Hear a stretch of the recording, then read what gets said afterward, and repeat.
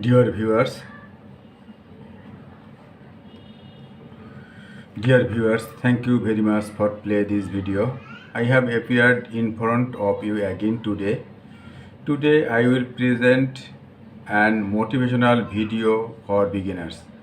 My topic today is about how to create an animation short film and basic concepts of animation.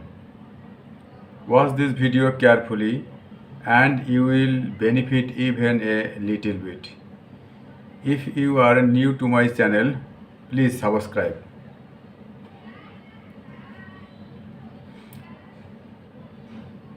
How to create an animated short film.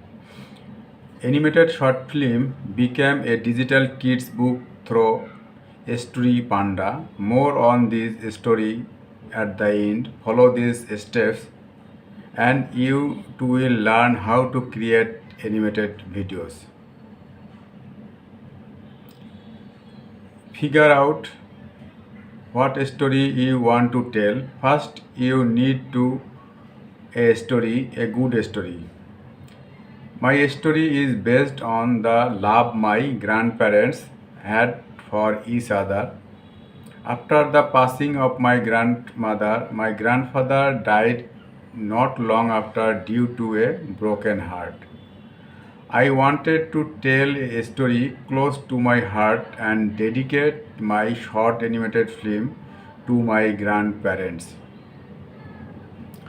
Once you figure out what you want to tell or show, you can start to storyboard it. You can write a script as well if you prefer a more definitive plan. But if your story is still developing, start drawing and let your creativity dictate the direction of the film. Step 2. Create the characters. A good place to start is designing the characters for your animated video. I developed my characters in a 3x4 rotation. This just means that your characters aren't directly facing the viewer, they are angled 3x4 to the left or right, as you can see. If you like, you can draw your characters from several viewpoints, such as facing towards the viewer and away from the viewer, so that they can see the details. Step 3. Create your storyboard. A storyboard does not need to be super realistic, but I do recommend that you draw all the key poses. It will make things a lot easier down the road.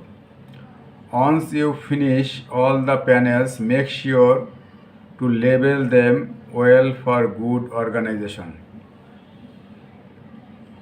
After you are happy with the result, you can scan them so that you can have them in digital format. When you finish scanning in your panels, you can move them into an editing program. I used Premiere Pro because it worked well with After Effects and Photoshop.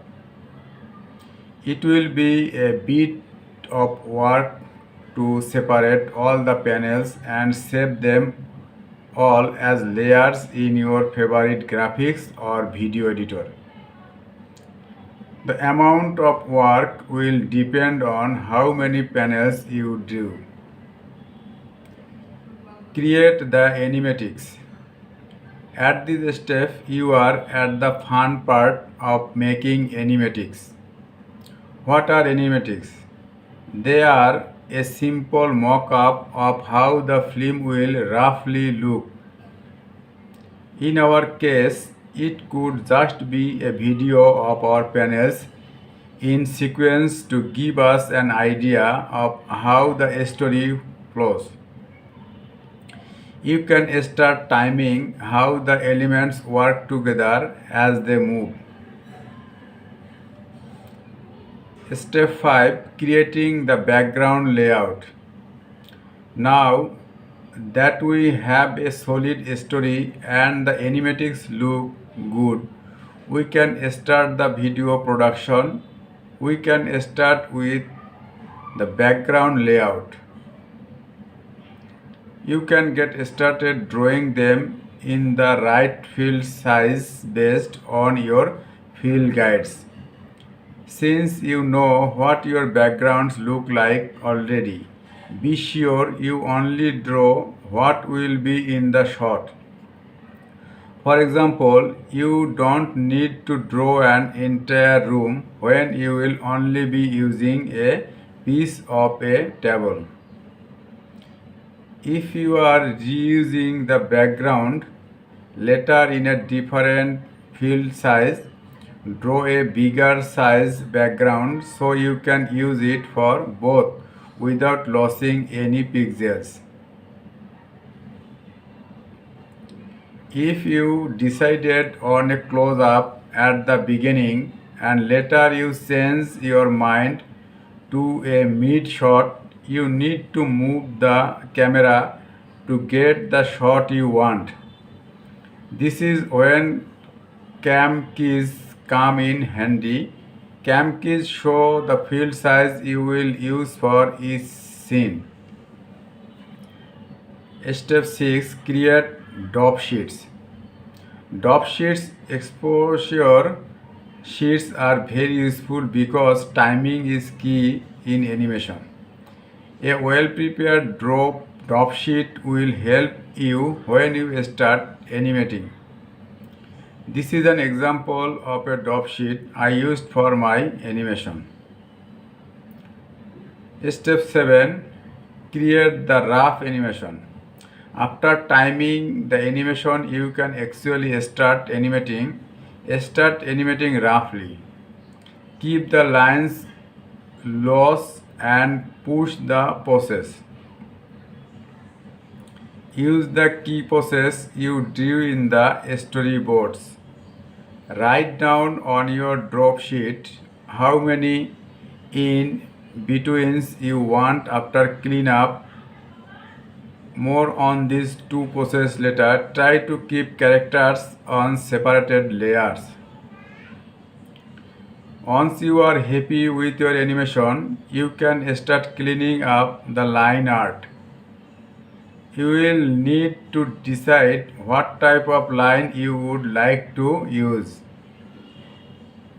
There are different types of line art you can choose from. Normal lines are all the same thickness, while rough lines are not closed and make your animations look like they are dancing. Cartoony lines are thick around the border with thin lines on the inside.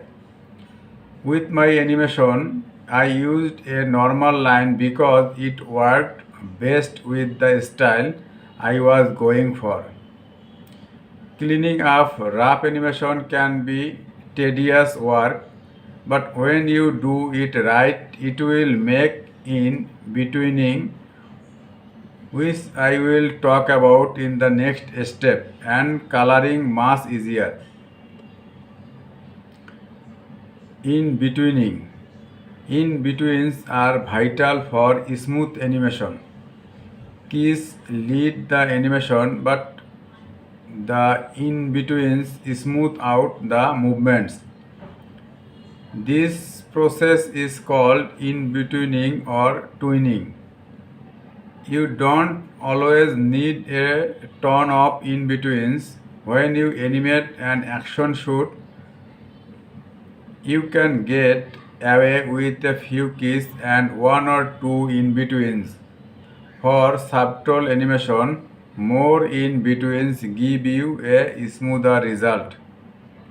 I will give you an example of an in-between I made using the diagram below.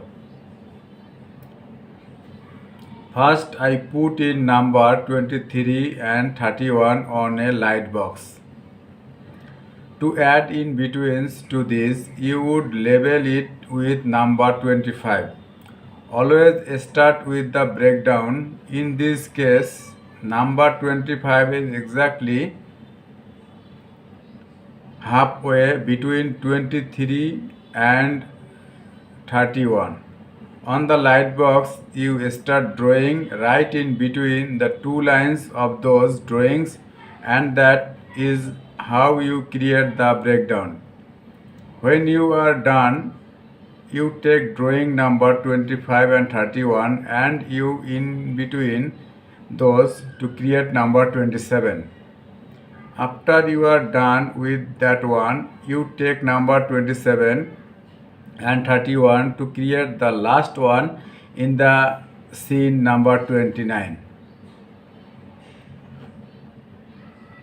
If there is any mistake in my video, please comment.